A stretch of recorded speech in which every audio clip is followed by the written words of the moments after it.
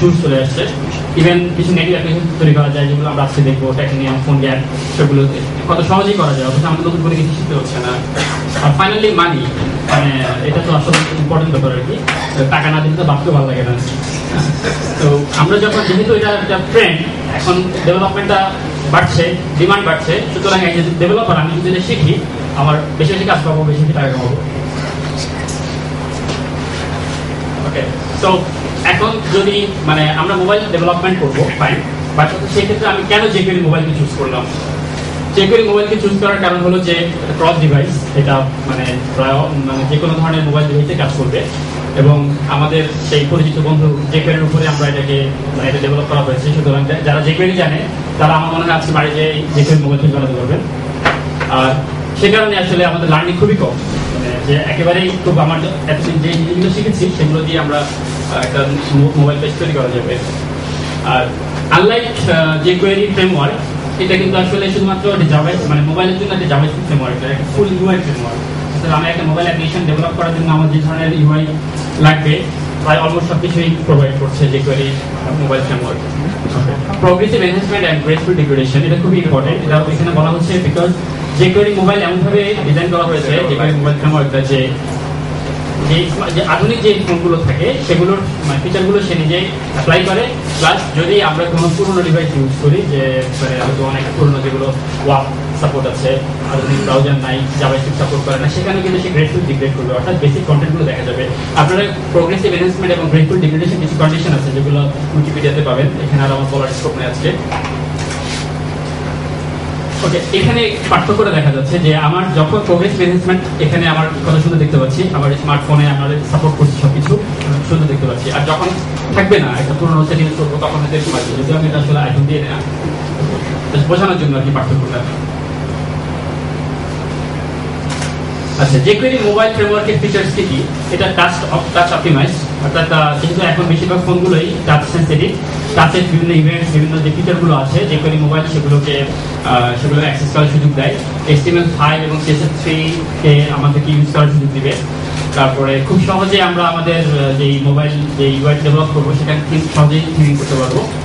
আর অনেকগুলো মানে form element থেকে শুরু করে বিভিন্ন ধরনের পেজ করার জন্য, যে মানে ইন্টারঅ্যাক্টিভ ইউআই করার জন্য বিভিন্ন ধরনের কম্পোনেন্ট প্রোভাইড করবে।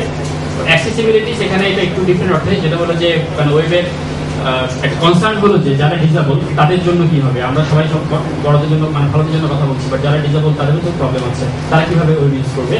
তো jQuery মোবাইলটা WA এরিয়া, অর্থাৎ সম্ভবত অ্যাক্সেসিবল রিচ ইন্টারনেট অ্যাপ্লিকেশন এটা সাপোর্ট করে, অর্থাৎ যারা ডিসেবল তারা তাদের যে সব অ্যাসিস্টিভ টেকনোলজি আছে সেগুলো ব্যবহার করেও jQuery মোবাইল ফ্রেমওয়ার্কে ডেভেলপ করা পেজগুলো তারা অ্যাক্সেস করতে পারবে।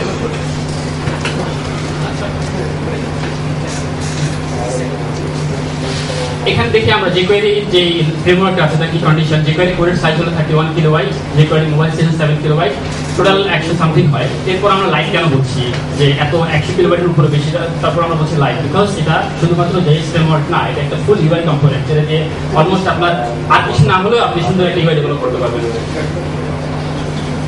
ওকে, এখানে একটা এক্সাম্পল আছে। এখানে এই মানে এরকম একটা অ্যাপ্লিকেশন আমরা jQuery মোবাইল দিয়ে করতে পারবো উইদিন 15 or 30 মিনিটস, এবং এক্সট্রা jQuery মোবাইলের বাইরে আর কিছু প্রয়োজন নেই। এটা অলরেডি করা হয়েছে, এটা করা হয়েছে।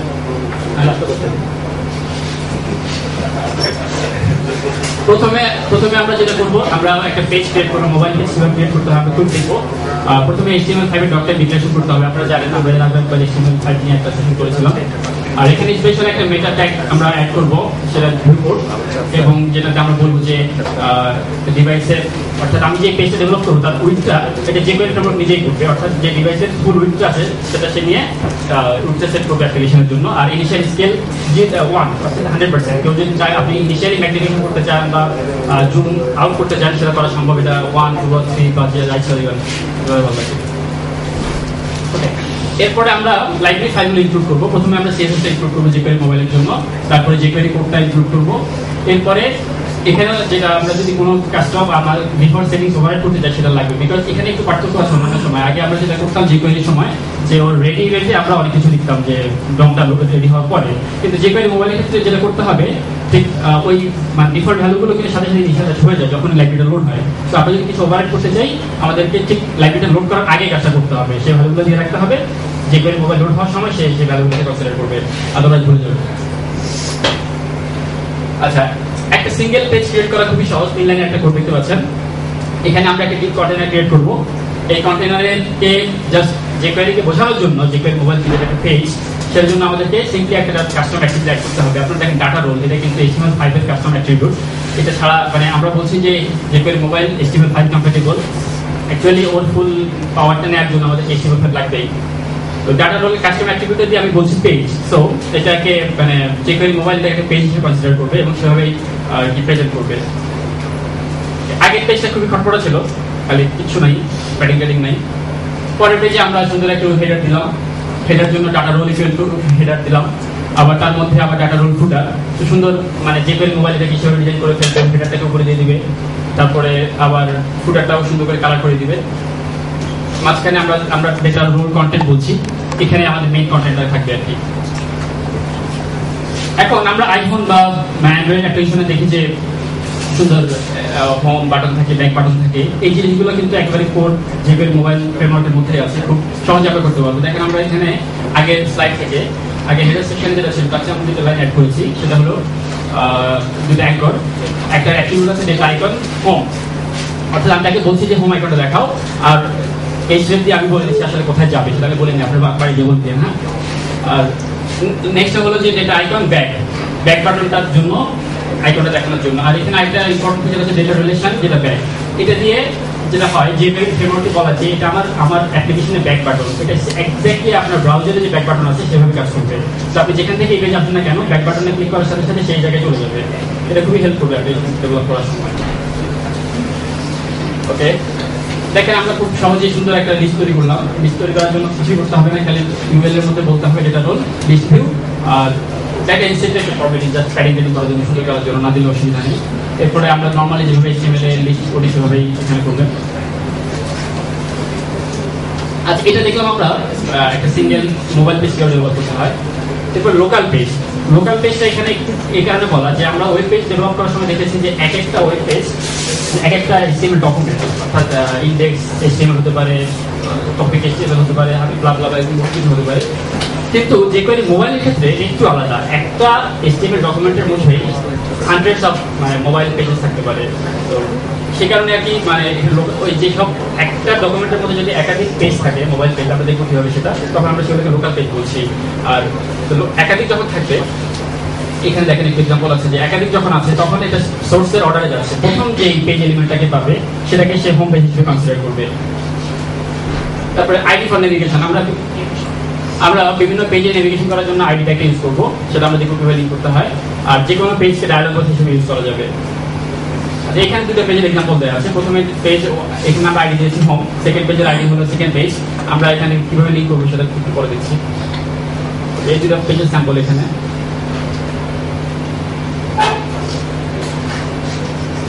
আচ্ছা, নেভিগেশন আমরা কিভাবে, প্রথম আমরা হোম পেজ গিয়েছি, হোম পেজে আমার লেখা ছিল গো টু সেকেন্ড পেজ।